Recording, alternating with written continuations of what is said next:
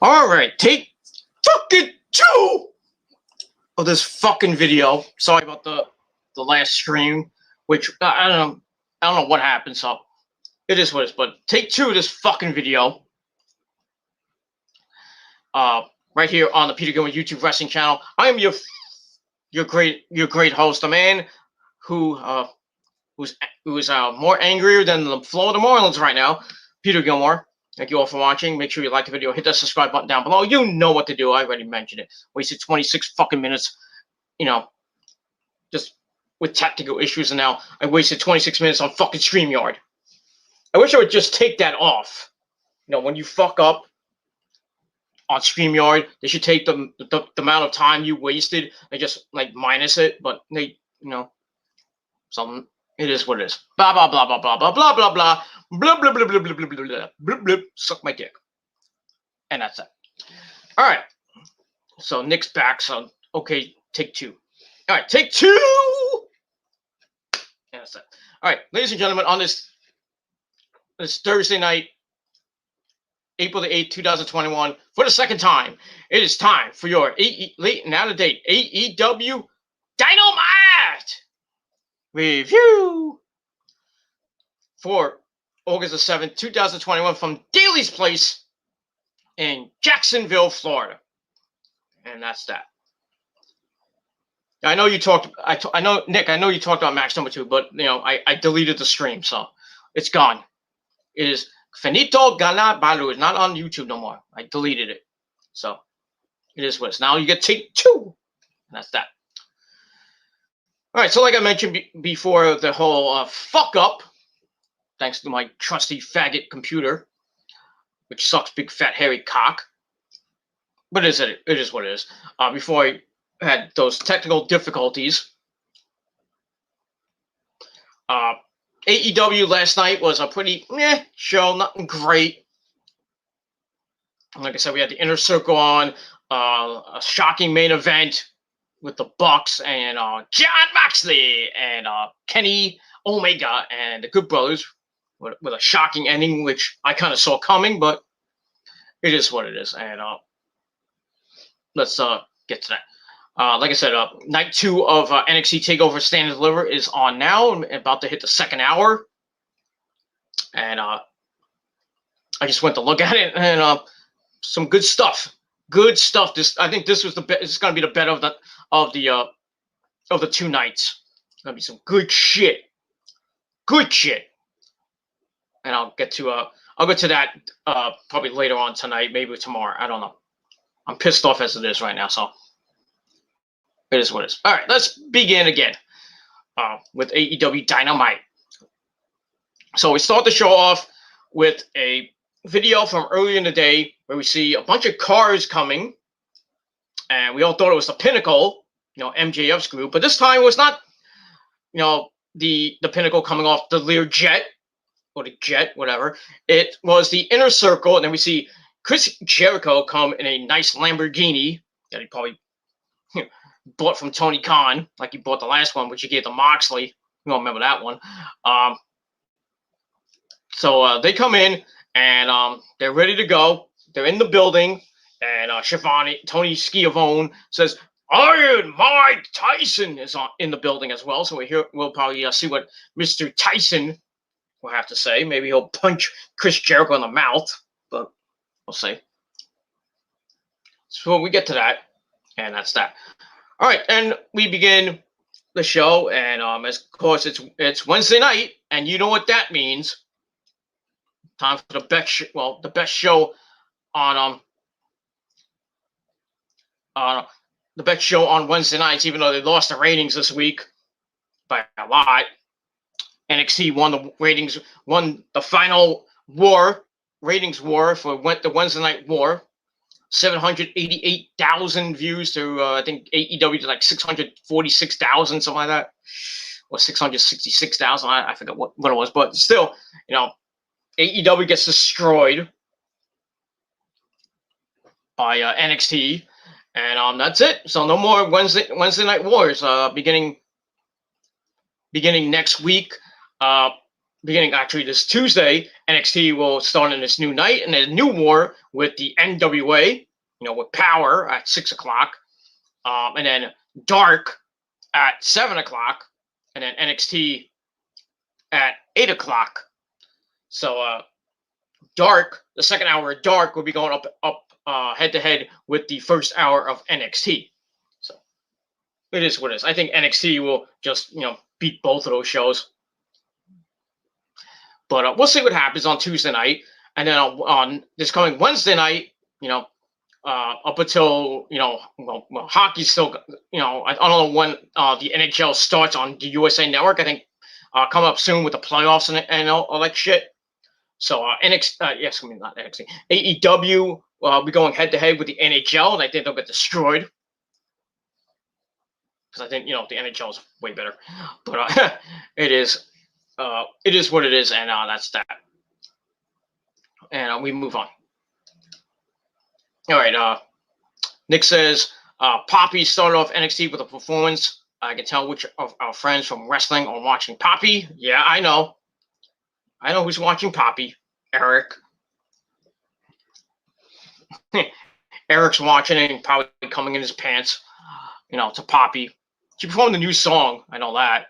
I don't know what other song she sang. I think she sang just one song, and then she performed her new song. That was that. It wasn't a bad performance, but Nita Strauss last night was just fucking shredding up a storm last night. Holy shit, that was awesome. So, and we got Ash Costello of New Year's Day, my sweetheart, playing Rhea Ripley out on Sunday at WrestleMania Night 2 in her match with Asuka. So that's going to be awesome. Can't wait to see my sweetheart, Ash Costello, crushing skulls, screaming her heart out with My Brutality. It's going to be fucking awesome. That's it. And hopefully, now the WWE gets back to, fucking awesome themes. Just saying. Not these fucking generic fucking bullshit themes that are out now.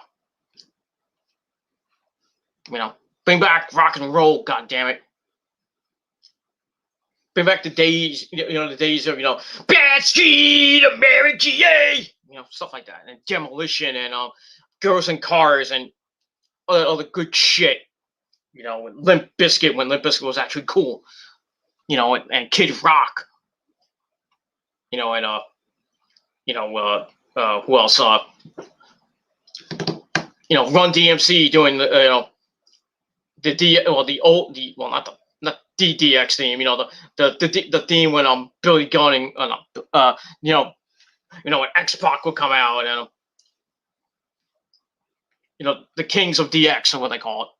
The King of Rock, who? The King of what? That was a good theme. And Zach De La Rocha doing the DX theme before he joined Rage Against the Machine. Then he also did X-Pac's theme. Just if you didn't know that by now, but same guy who did the same theme for DX, the same guy who did X-Pac's theme. X-Pac. Mm-hmm. So that's awesome. So hopefully now that Triple H, he loves rock and roll. He had Lemmy at WrestleMania, I think it was 17. I forgot what number it was. Lemmy was there playing him out. Then I believe Limp Bizkit was there. I think they performed. Yeah, I think Limp Bizkit performed. But over the years, it's just been really shitty fucking people. And this year, I mean, they're gonna have. As far as I know, they're having Bad Bunny there. Getting his ass kicked. Logan Paul getting his ass kicked. Wale is performing Big E's theme. Whoopty damn fucking you, but it is what it is. Wale sucks. And as like I mentioned before, the beautiful Ash Costello really giving what the fans want to see, and that's hard rock and roll. She's gonna be performing Rhea Ripley's theme, and that's that. As far as I know, Baby Rexha is doing America the Beautiful. I don't know who's doing I don't know if there's gonna be a national anthem this year. If Nita Strauss is gonna do it again, I hope she does. But we'll see what happens with that. And that's it. And the stage looks kind of crappy. They took the fucking pilot ship, put it on moorings, and pushed it up, because it wasn't like that if you go to Raymond J Stadium. It's not like, I don't think it's like that. They just like moved it up and then built a stage underneath the pilot ship. Not a bad looking stage per se, but I've seen worse. WrestleMania 35, which was just all LED shit. Just saying. But yeah, the stage doesn't look that great. It is what it is, and that's that. All right. Nick says AEW won. No, they did not. NXT won. Like I said, 780 something thousand to 600 and something, 646,000, I think, for AEW. So NXT won the final rating, final week of the Wednesday Night War, and that's that. Yeah, NXT failed to kill AEW. I mean, they got a couple wins, basically when AEW wasn't on, because the NBA on TNT when they were on. And that's that. And we'll move on from there. But yeah, NXT, I won the war. No, not won the war, but won the ratings. Only WWE smarts think WWE won the Wednesday Night War. Well, yeah, only WWE douchebags, and marks, think that, it is what it is. What ratings am I looking at? I'm actually looking at the Twitter page. I'll look it up. I mean, I have my phone, so. Hold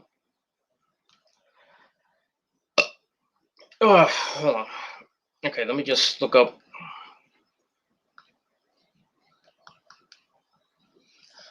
I'm looking up the ratings right now. If I can find it. All right, here we go.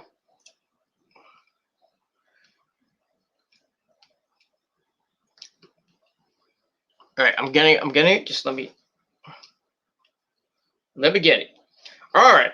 Week 78 of the Wednesday Night War saw the WWE NXT defeat AEW in viewership, but not in the ratings. In viewership, not the demo. As always, they can't win the demo, so it is what it is. So anyway. All right, here we go, Nick. I'm taking this from what site is this? Wrestling Inc. So go to Wrestling Inc. and just type in AEW ratings. It is what it is. Wednesday's edition of Dynamite did 688,000 viewers on TNT, while the live, because I think Dynamite was taped this week. I guess, I don't know. Takeover Stand and Deliver Night 1 drew 768,000 viewers on the USA Network. That's that. AEW ranked number 5 in the top 150 cable, while NXT ranked number 11. AEW ranked number 61 in viewership, while NXT ranked number 59. So that's that. AEW drew a 0.28 rating in the 18 to 49 demo, while NXT drew a 0.22. That's that. So I was right. You were wrong. So I want an apology. That's that. All right. That's that. All right. So let's. So like I said, the Inner Circle come out in their cars, and we'll hear from them in a little bit later. So then we get to match number 1, Hangman Adam Page taking on Max Caster, like I mentioned before on my last stream, which is now disintegrated and deleted. Pretty decent match. Anthony Bowen tries to get involved near the end. Tries to he threw in the boombox. Then referee Rick Knox saw it, and he's like, no, can't do that. So he tried to take it away, and while this was going on, Bowens takes his big chain, slides it into Max Caster. Caster wraps around his hand, punches Page right in the face, knocks him out, and look to go for the cover. Knox turns around, goes for the count. 1, 2. Page somehow kicks out. So Max and Bowens are going completely nuts. Then Max goes to the top, goes for the elbow drop. Page rolled out of the way and goes to the apron. And gets on the apron, tries for the buckshot lariat, but Bones grabs his foot. And he knocks him away. Kicks, then a big kick to Max. Excuse me. And then Page hits a moonsault to Bones on the outside. Then he gets on the apron and he slingshots in with the buckshot lariat. 1, 2, 3. Hangman Adam Page gets another win in the match. Wasn't that bad. I gave it 2.5 out of 5 stars. And that's pretty much it. And we will move on. And that's it. So Adam Page once again doing some cowboy shit. And still the #1 ranked contender for the AEW World Title. Even though Max Caster is 7-2 now. I think the AEW ratings need to be changed because, yeah. I don't know how a guy that's 5-1 is the #1 ranked guy. When you got a guy that's 7-0, 7-1, he's number 3. I don't know. It's confusing, and I think I agree with. Well, I'll get to it in a minute. I agree. I'll kind of mention it, but Britt Baker, DMD, baby, mentioned in her promo that the AEW rankings are pure bullshit, and I agree with her. They are pure bullshit.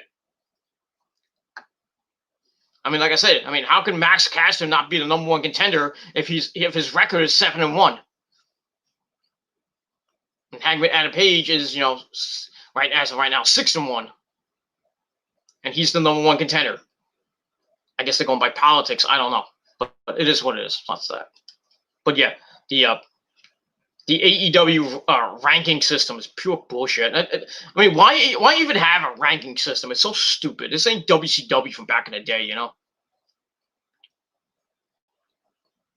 with a point system and all that shit. Come on, get it out.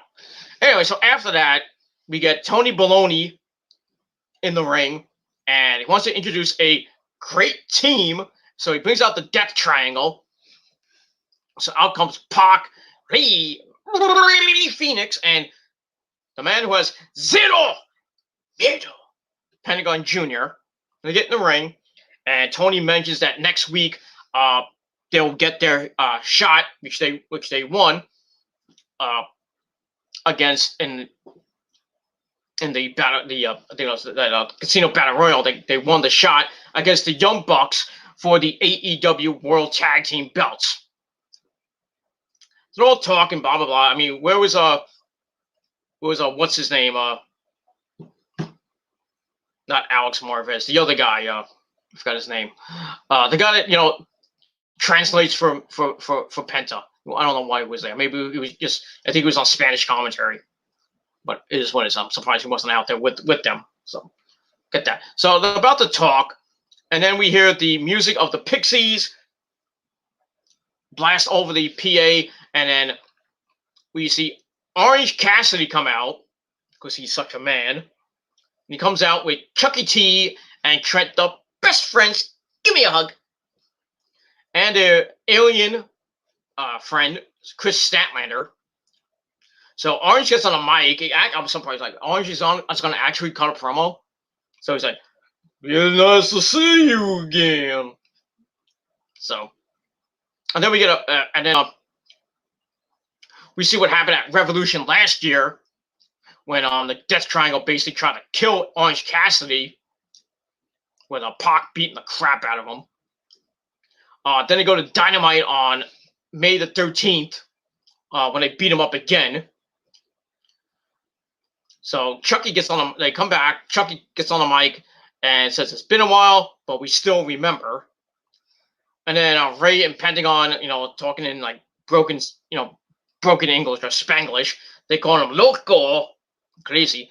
But Pac's like, "Essay, essay, calm down, essay, he didn't say it like that, but this was. He says he understands why they are here. Clearly, they see the writing on the wall. They want a shot at the next AEW Tag Team Champions.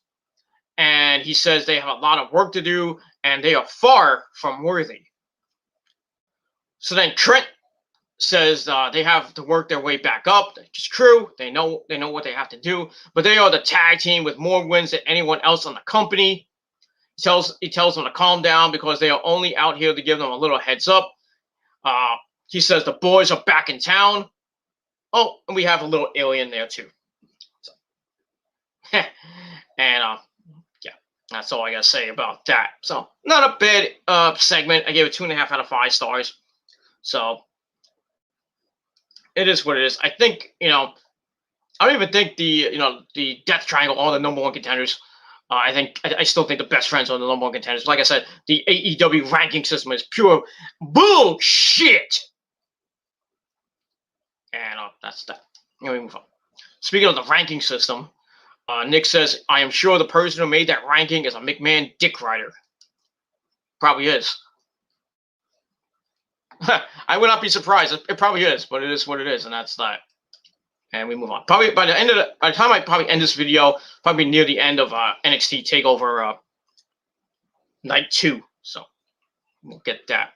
Like I said, I'll probably do that video probably later. I don't think I'm gonna do it after this video. I might do it later tonight or maybe tomorrow because the missus is out and I don't know what time she's gonna come home. And if I do the video and she's coming home in like 5 minutes, I'm not gonna do a 5-minute video just explaining the whole night 1 and 2. But it is what it is. And that's that. All right, that's motherfuckers. All right. After that, we don't go to commercial. We come, we just stay with the program, and we get the music of Judas by Fozzy to kick the track on, and the Inner Circle comes out, and they're wearing black, looking pretty badass.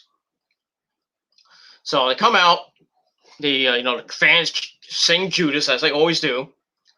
So Jericho, like the true frontman he is, tells Jacksonville, "You sound great, and we're gonna talk to you guys right after this." So I thought that was kind of funny. So we go to break. So I was like, why couldn't you just go to the break after the segment, before bringing out the Inner Circle? But that's all right, whatever. So come back, and the Inner Circle getting big Inner Circle chants. So Jericho gets on the mic, says they are the Inner Circle. They are back in black. He says 1 month ago they were given a beatdown of a lifetime by the Pineapple. I mean, he meant the Pinnacle, but he meant the Pineapple. He said Pineapple, which taught them a lot. They got a lot of stitches and a wake-up call. He says they made a lot of bad decisions that hurt a lot of people and hurt people, and they apologized to the fans. Those decisions were caused by MJF, his Jericho's jerk-off friend, who says he says that his friend says he outsmarted them because MJF is intelligent, and he says he is not smart at certain things. He says high school chemistry, he was terrible. His teacher asked him if he was on dope. He's like, who's even smart in chemistry? Not me. I took chemistry and it wasn't good. That's why I didn't take it in high school. I took it in college because I had to, but because it was requirement. And yeah, I didn't want to be there because chemistry was too hard and I didn't know a lot of math, but the math was just too fucking hard. That's why, I was going to fail the class anyway, but I was like, thankfully I had a pass-fail option, that I can use instead of getting like a D or an F. I can get, I can get a P grade, which, it still counts on my as a grade, and it counts. So I took the class and I didn't pass the class, but it's just a pass-fail grade and blah blah blah. Long story short, I still got the credits for the class and fulfill my requirements for graduation and all this shit. And yes, I did graduate from college, you fuckers. But it is what it is. So that's that. So he says he is smart and in pro wrestling, and that's why he brought MJF into the Inner Circle. to keep him under his thumb, not under his wing. He knows how dangerous MJF is, how much personality and potential he has, and he just wanted to suck all the life out of him. And they knew MJF would figure it out, and they were ready to kick his ass. But they didn't think MJF would be one step ahead of them. And he then says MJF was oranger than Orange Cassidy, with more streaks than the bowl of the toilet he shoved MJF's head in last week. Oh God, gave him a swirly. Then he mentions MJF's only 25. And it makes it when he was 25, he was still having wet dreams. Huh, I didn't want to know that. But yet here MJF is at the pinnacle of the pro wrestling business. Get it? Pinnacle. He mentions MJF saying he'll get better with age, but he doesn't want to wait for age. He wants to be better than Jericho right now. He tells MJF he has to go smaller, take baby steps, be better than Peter Avalon or that stupid scarf he's been wearing. And then he says, I created the scarf gimmick 5 years ago, but I have an old clipboard if you want to use that and rip off another gimmick. Putting people on the list. That's that. He says MJF listens to the critics, the fans, and runs backstage after every match and promo to see how he did. So he calls him a mark, but Jericho wants to change that to being a max. So he says MJF will never be better than him, and he knows it. And he says it's causing the fine wine in the brain to ferment and sour. And look at the sour man MJF's aligned himself with. So he goes on and on. He makes fun of the entire Pinnacle. Talks about Tully Blanchard being the greatest mind in pro wrestling, but calling him a third-string member of the Four Horsemen, ranking between Ole and Paul Roma. Paul Roma, of all people. Gee, good Lord. He says FTR may be one of the greatest tag teams in history, but they're interchangeable. We don't know who is who. He compares them to the Jonas Brothers. Good, amazing, but Jericho doesn't know their names. Who's who? Then he says Shawn Spears has a great upside, but Jericho's never seen it. All he saw was a Spears number on his phone when it was fired from the Fed. You know what that Fed was. And aligning with MJF is as smart as a blonde mohawk, making fun of his hair. Then he says Wardlow has $1 million brain, a 13-cent body, and he is so stupid that he needs to strip naked to count to 21. Not that I want to know how that happens, but blah, blah, blah. And he's like, compare that to us. So basically, Jericho and company are now face. So they turned face, in promo, saying they have the fans behind them and they like to fight. And they're going to shove the faces of the Pinnacle up each other's asses with MJF in the back, making it like a human centipede. So they're like, you want blood and violence? You want to play grab ass? And he says the fans. He says, you fans, you want blood and guts. You want blood and violence. May 5th, 2021, coming up in about 3 weeks or so, 2 or 3 weeks or so. On May 5th, the Pinnacle versus the Inner Circle in the first ever blood and guts match. I can't wait. It's going to be bloody. It's going to be violent. And I'm going to love it. And that's all I got to say about that. Then Jericho says they're going to beat the living shit out of the Pinnacle. And the worst is yet to come. And God help you all for that. And that's all I got to say about that. So, yep, we're going to get a blood and guts match. First time ever in AEW, which was supposed to happen last year with the Inner Circle and the Elite. But thanks to this fucking virus, that did not happen, as we all saw. So we didn't think that, it was going to happen. But, now with, MJF, having this new group in, and now it's going to happen. Now this War Game style match is going to happen on May 5th in Daly's Place. And it's probably going to be a great show. And I can't wait for that. May 5th, 2020, about 2 or 3 weeks away.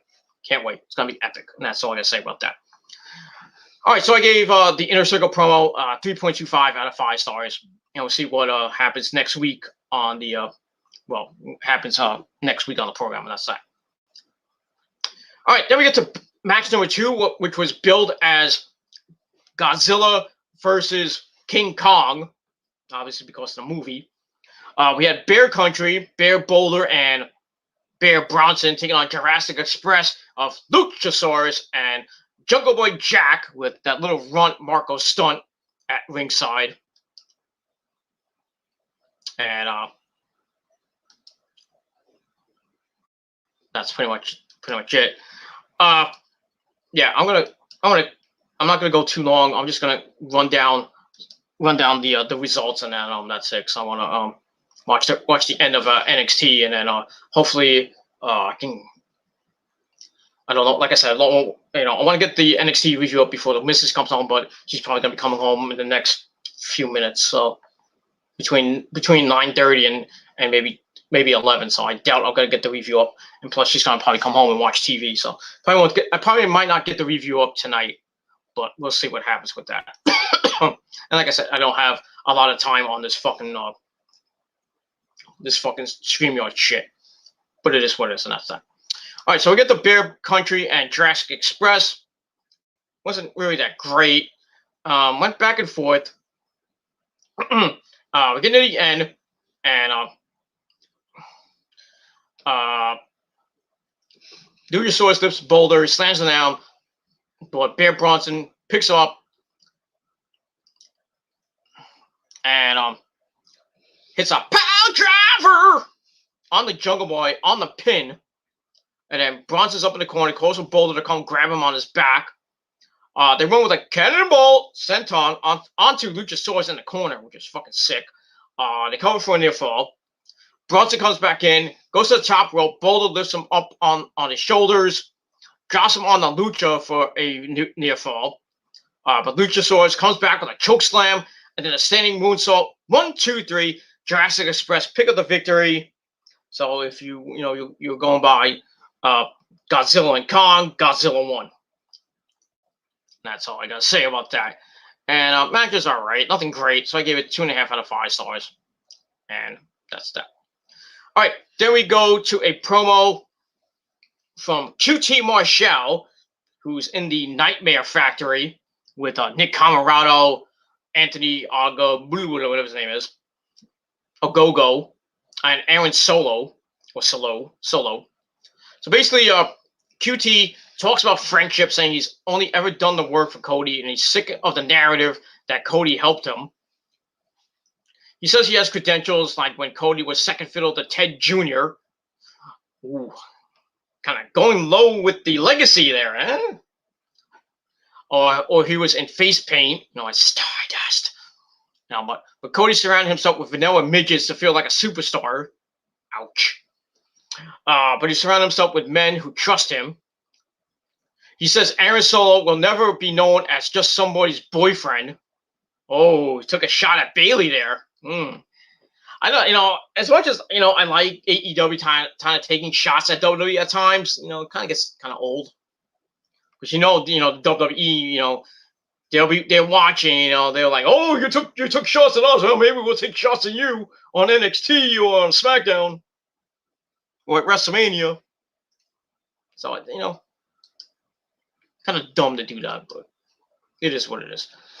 So anyway, and then Ogogo cuts a promo saying he knocks people out for pleasure.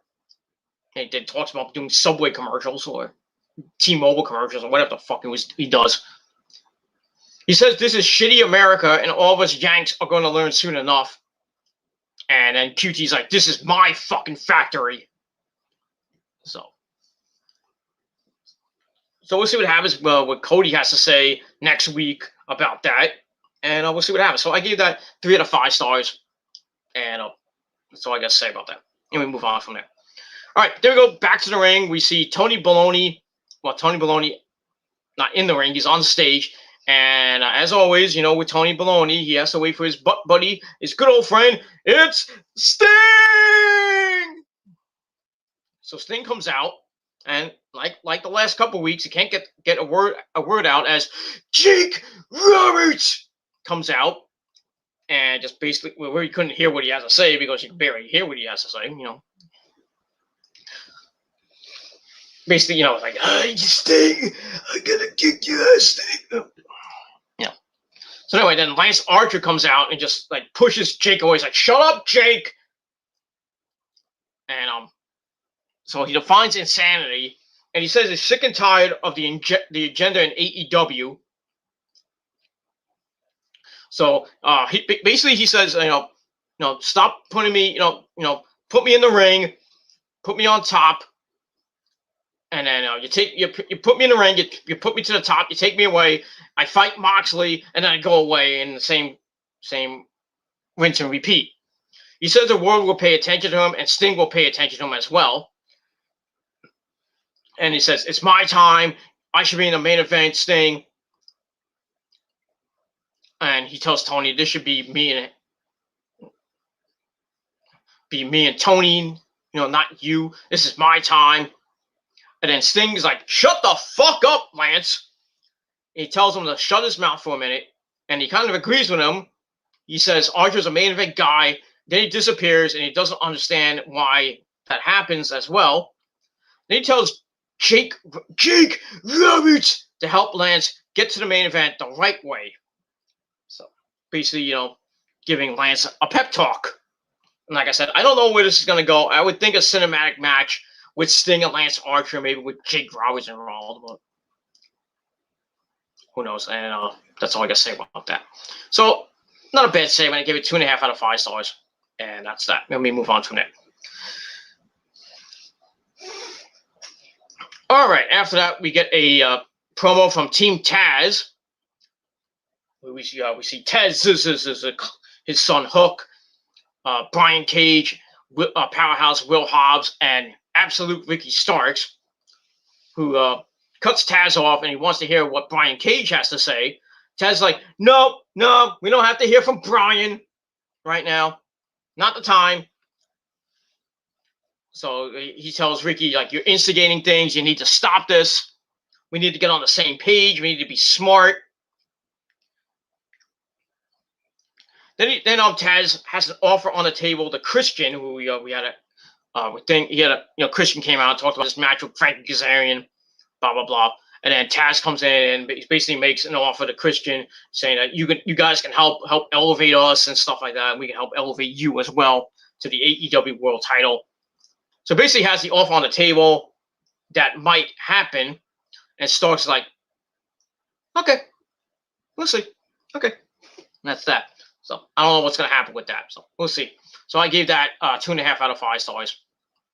And we move on from there. Chat room's still open if you want to come in. But like I said, I'm going to probably end this video in probably a little bit. I'm not going to make it too long.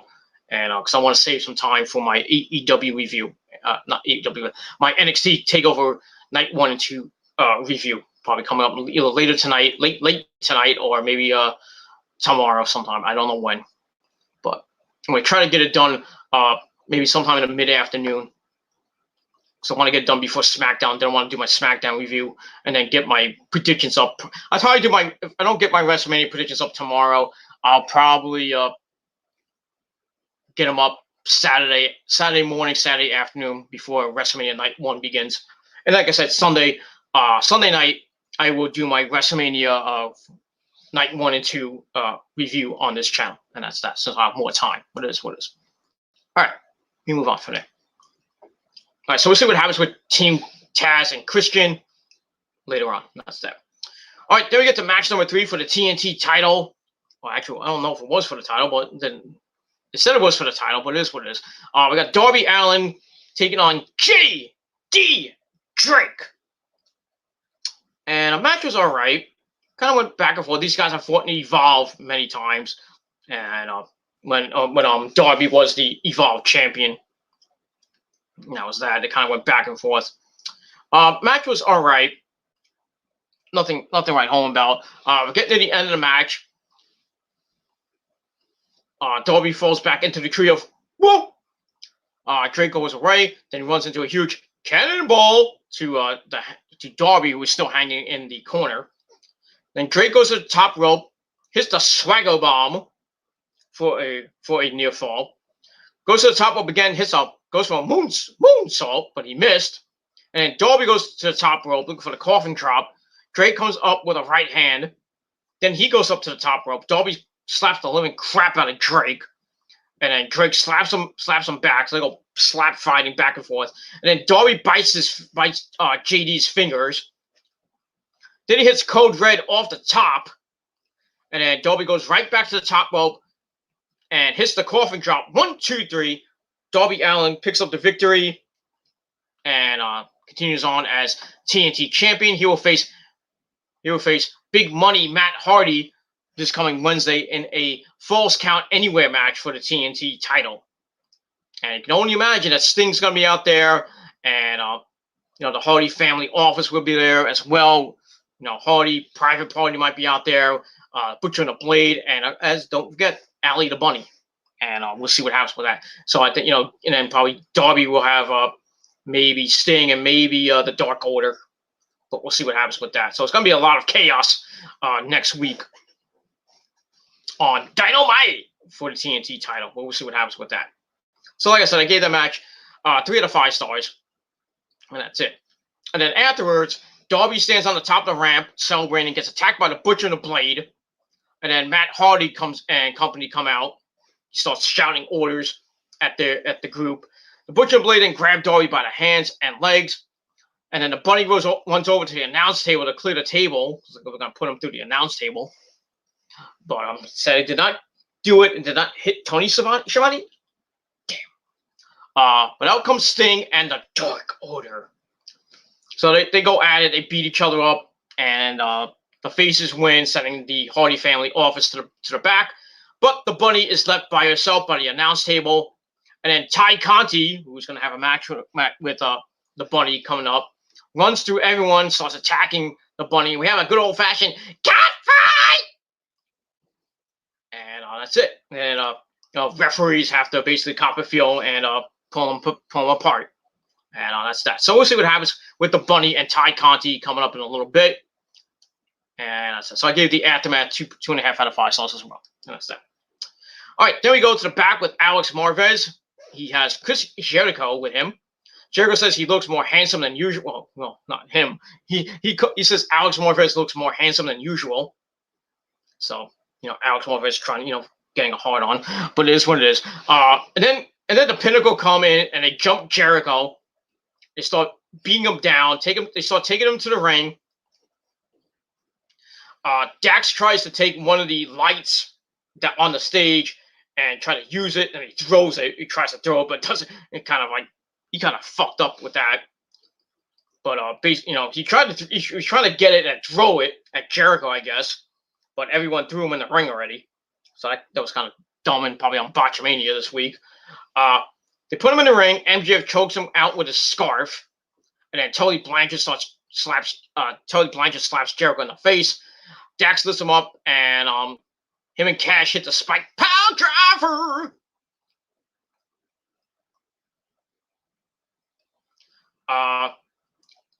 And then we see we cut to the back where we see Alex Marvez go, they're down there, go.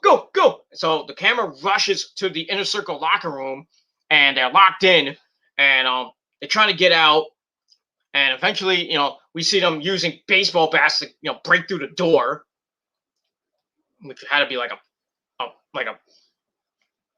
funky looking door.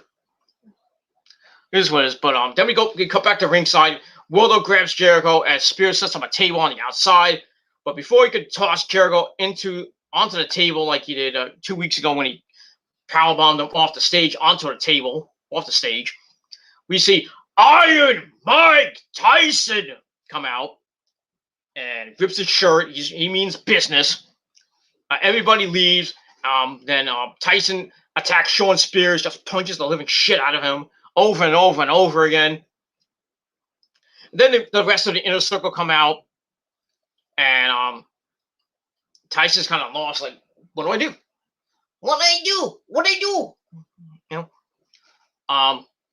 And then they're screaming at the Pinnacle as the Pinnacle leaves. So they leave, and then Jericho and Tyson have a stand down. I'm like, oh boy, we're gonna have a big fight. Jericho and Tyson probably gonna beat each other up. And then Jericho extends his hand and to Tyson, and Tyson accepts it. So now Tyson and Jericho, all best buddies. I guess he's like the honorary sixth man in the Inner Circle now. So that's that. Then after that, the Pinnacle destroys some chairs as Santana becomes. Santana tries to get across the barrier, but he can't. And we see Jericho, hugging Tyson. And basically that's it. So we'll see what happens with that. And we find out that next week, this coming Wednesday night, Jericho will face off against who's he facing? I think Shawn Spears, and I think it's I forget who it is. Who was it? I think it's Jericho and Shawn Spears in a match where Tyson is the special enforcer. We'll see what happens with that. And that's all I can say about that. So I gave all that 3.5 out of 5 stars, and we'll move on from there. And that's that. All right, then we go to the back with, I think, was Dasha. Oh, not Dasha. I think it's somebody. Anyway, it doesn't matter. We see Reba. Don't call her Rebel. Reba with her best friend and a good buddy, Dr. Britt Baker, DMD, baby. Basically saying she wants a title match, but she's only ranked number 4. And like I mentioned before, Britt calls the rankings bullshit, other bullshit. It should be based on star power, you think. She says she's on top, like she is with Adam Cole. Baby. She says it's not her fault. She had to put respect on the division and make history, but she will fix this broken system and climb up, pretending like wins matter. Then she basically promotes Dynamite, Dark, and Elevation, where you will see the Good Doctor getting her wins up, baby. And that's it. So pretty good promo from Britt, as always. So we'll see what happens with her. Hopefully, they change this whole fucking ranking system around. So I think, she should be the number 1 contender to Hikaru Shida's title. Not Ty Conti, but, as much as I love Ty Conti, but come on. Even though she has a better record than Britt Baker as of right now, but we'll see what happens with that. And we move on. So I gave Britt Baker's promo 3 out of 5 stars. And that's all I got to say about that. And thank you for the dislike, motherfuckers. That's that. All right, then we get the match number 4, Ty Conti versus the Bunny. We had the Butcher and the Blade at ringside. Ty comes out with -1, her best friend in the whole world. For a 9-year-old kid, you're with a woman that's like in her late 20s, like twice your age, and you're getting a fucking boner every week. Yes, it pays to be 9 years old, getting your first crush, I guess. I don't know, but yeah, Ty Conti is kind of hot, but no, I wish I was him. Not that I want to be 9 years old again, but I wish I was him. Hugging Ty Conti, not him, but it is was. Anyway, so we'll get to the match. Match was all right. Nothing to write home about. Getting to the end of the match, Bunny super kicks Ty in the titties, goes for the cover, gets a 2 count. Then she starts slapping herself. I mean, really, Allie? Come on. Why don't you just go back to being Cherry Bomb? Because you don't look like Cherry Bomb that I know. Anyway, she goes down the rabbit hole where Ty elbows out, hits some rights. Then we see Matt Hardy on the apron. Ty stops before running into him. Bunny tries for a right hand, but Ty with a Ty KO for a near fall. And Ty is kind of shocked. Ah! And then Bunny gets on the apron and hangs Ty up. Then she goes to the outside. She sees Hikaru Shida, the AEW Women's Champion, who came out with the Dark Order as well. Clocks her with the kendo stick. And then the Dark Order and the Hardy family office attack each other, basically running each other out and canceling each other out. They go to the back and all that shit. Bunny goes to the top rope with the candlestick, but then Hikaru Shida gets up, gets on the apron, and grabs her from her. And then Tai goes to the top, hits a superplex on her. She holds on, locks in the hammerlock, hits the DD Tai, or Tay, DD Tai, and gets the 1, 2, 3. So Tai Conti continues her winning ways, and she's now in line for a AEW women's title shot against Hikaru Shida. I don't know when that's going to be. By the next couple of weeks, maybe. Who knows? But match was all right. Gave it 2.5 out of 5 stars. And that's pretty much it. And then after that, they run down the card for next week. I don't really remember much of it. So, but next week looks pretty good instead of this week. This week kind of was like a meh show. And that's that. And we move on from there. How much time do I have? Okay, I'm going to finish this up pretty quick. All right, then we go to the main event. We got the Young Bucks and Jon Moxley taking on the Good Bros and Kenny Omega. And Don Callis, as always, on commentary, making fun of Tony Schiavone and Excalibur. But it is what it is. Pretty decent match. And we're getting in the middle of the match.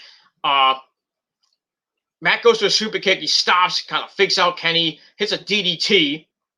Then he looks to hit a super kick, but he's like, I can't do it. I just can't do it. And then he grabs Kenny by the head. Omega starts slapping the crap out of Matt a bunch of times. Matt gets pissed and starts beating Kenny up. And Gallows comes in with a kick. Nick flies over the top rope with a missile drop kick. And then Moxley with a clothesline, sending Gallows to the outside. Carl Anderson comes in, eats a super kick. And then Matt gets a Snapdragon suplex from Kenny. Kenny grabs Matt with a double underhook. Then he hits another Snapdragon suplex. Goes off the ropes. Jon Moxley comes in, turns him inside out with a big clothesline. And then Matt picks up Kenny, hits the power driver for a near fall. And then Matt starts checking on Kenny. He's like, "Are you okay? Did I break your neck?" And then Matt gets Kenny on his shoulders. Niggas in the corner. They hit more bang for your buck for a near fall as Carl Anderson comes in. Nick sends him out of the ring, hits the corner, flies with a flip on the Good Brothers. While inside, Matt's checking on Kenny again. Nick starts yelling at him to finish it. So they try for the BTE trigger, but Matt can't do it. Nick's pissed. They try for it again, can't do it. And then Jon Moxley gets tagged in. He is pissed. And he hits the paradigm shift. Then he picks him up, wants to do it again, hits it again. Then he locks in the sleeper hold on Kenny. And tries to hit a third paradigm shift. But the Young Bucks turn heel. They hit the double super kick on Jon Moxley, knocking him out. And then we see Eddie Kingston hobble to the ring. And then the Good Brothers attack him. And they hit the Magic Killer on the stage. So he's out. Then they enter the ring, hit Moxley with the Magic Killer. Then they drag Kenny's limp, dead body over him. 1, 2, 3. The Good Brothers and Kenny pick up the win. Match was all right. Gave it 3.5 out of 5 stars. That was that. So you just knew from last week when what's his name up? When Don Callis slapped Matt in the face and Matt was about to punch him out.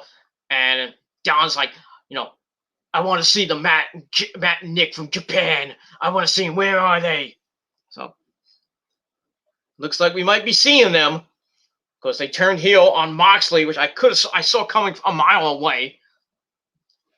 So they turn heel and everybody's shocked. Blah blah blah. Tony tries. They sold out. They sold out. Blah blah blah. So we get that. So like I said, 3.5 out of 5 stars for that. Afterwards, the Good Brothers and Kenny hold up Moxley, and then the Young Bucks hit another double super kick on him. And then Kenny wants to hold up the 2 sweet pose. They want to, throw the hands up and, too sweet me for the love of God. But Matt's like, nope, nope, no, none of that, no more, no more. We're not doing that again. So we're like, bring it in, man. So they all hug, and then in the center of the ring, Don Callis is in the ring as well. So that ends the show, and that's all I gotta say about that. So it looks like the Super Elite are now bigger and better than ever. The boys are back in town.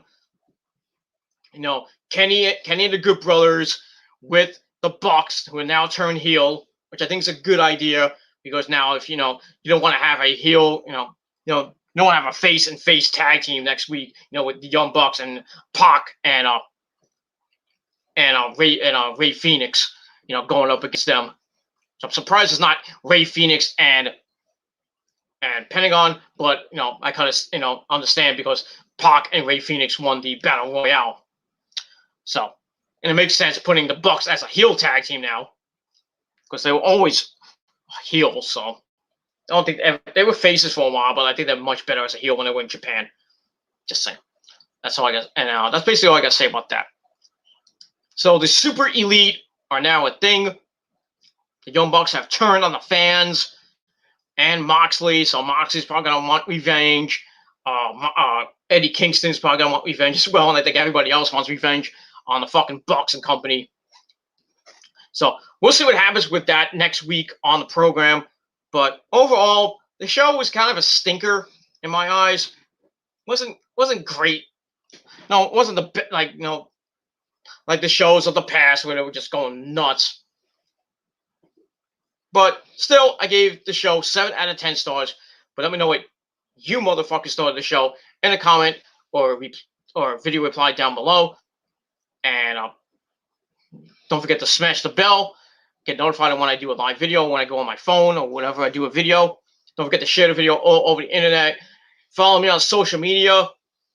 All the stuff down below in the description box, as well as subscribing to this channel and subscribing to my other channels down below as well. And that's pretty much all I got to say about that.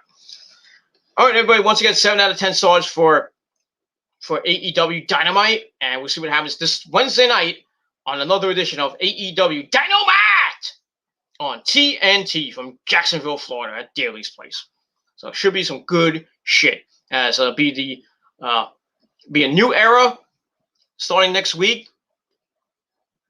AEW be by itself on Wednesday nights, going up against hockey.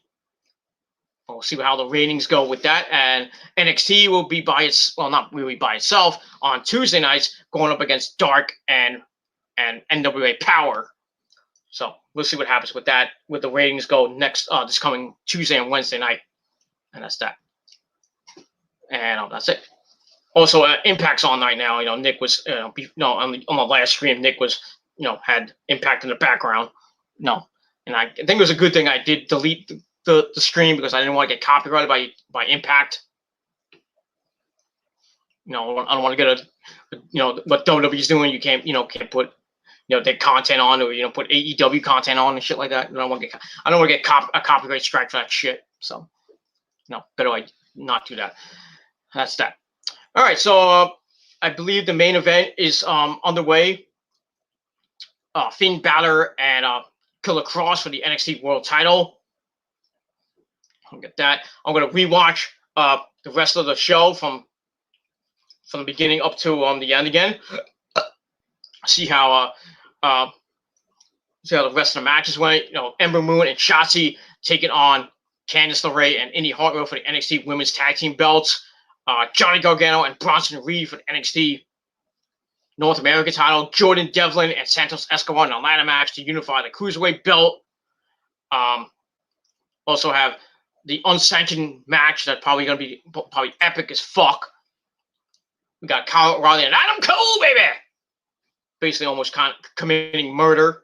But we'll see what happens with that. So I think right now, pretty much right now, Killer Kross and Finn Balor are on right now, unless they put Adam Cole and Kyle last, which I think they should, but it's just me. We'll see what happens with that. So I'll hopefully be back maybe in another couple of hours, or I don't know what I'm going to do right now. We'll see. I might come back later tonight and we'll see what happens with that.